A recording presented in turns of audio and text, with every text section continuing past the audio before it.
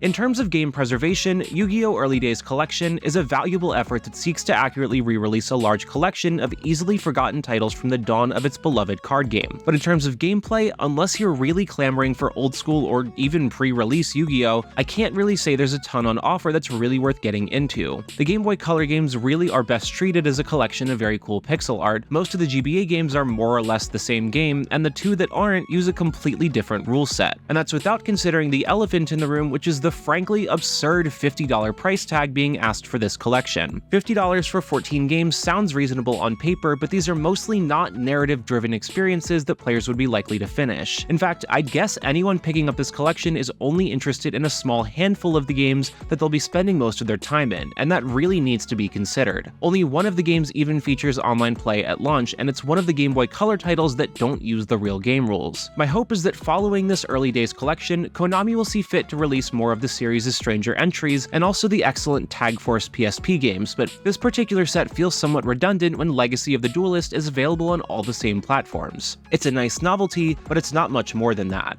Noisy Pixel is giving Yu-Gi-Oh! Early Days Collection a 6 out of 10. Thanks for watching. This video is brought to you by our supporters on Patreon. Noisy Pixel is run by a group of gamers providing independent gaming coverage through news, reviews, previews, and more. Check out our Patreon to help support our continued growth and subscribe to keep up with all of our future content.